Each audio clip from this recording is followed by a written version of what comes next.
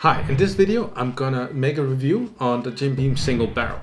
I'm gonna review it in three things. The first thing I'm gonna review it on is how creative or original it is, and that's gonna be a scale from 1 to 10. Second, how beginner friendly it is. And the third thing I'm gonna review it on is actually what cocktail it can fit into in these three categories: Manhattan, old fashioned, or whiskey sour. And the last thing, of course, we're gonna say is it worth the money? Stay tuned and we'll get right to it.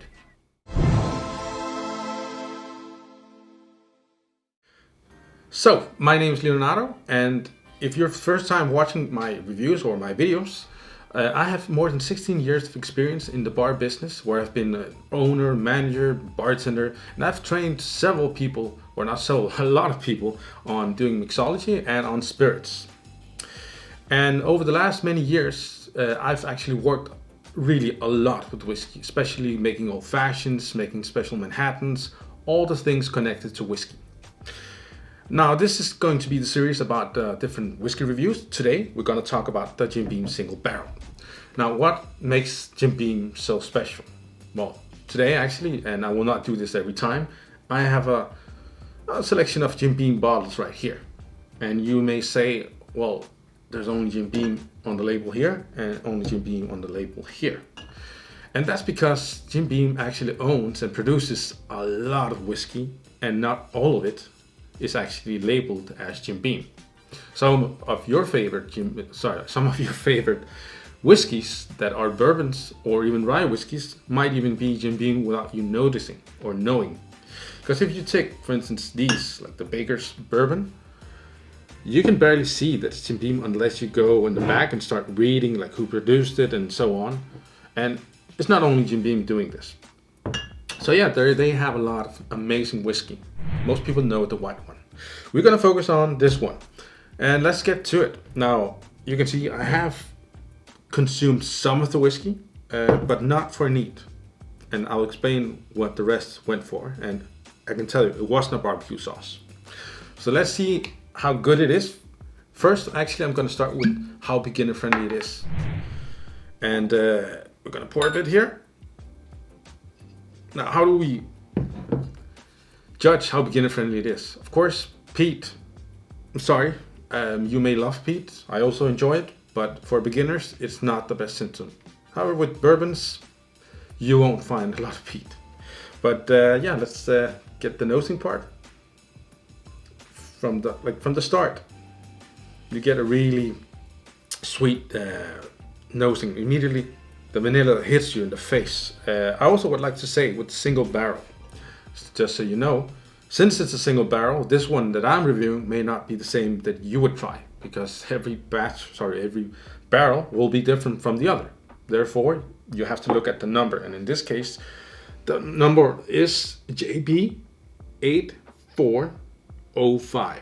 So 8405. And yeah, like I said, in the nosing part, it's very sweet.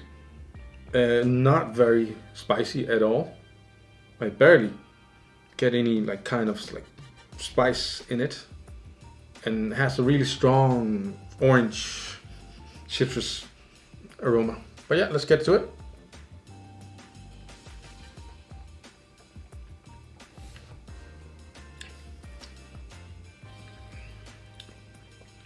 Wow, that's nice. It's very, very smooth. Easy to drink.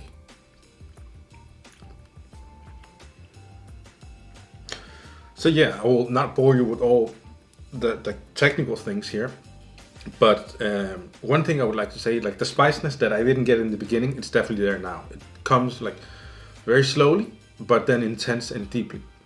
And it is sweet. It's kind of mellow. It's buttery. It's really pleasant, and it has character. If you compare it to the white one is very plain. It doesn't have so much character at all, and I wouldn't even drink it neat. But this one is definitely worth a try. It is. I would even say that it's pretty close to being a rye when I taste it. It's not a rye, but it's pretty close. So, how beginner friendly is it? I think for like right now I know the price goes for about, what is it, about 50 euros.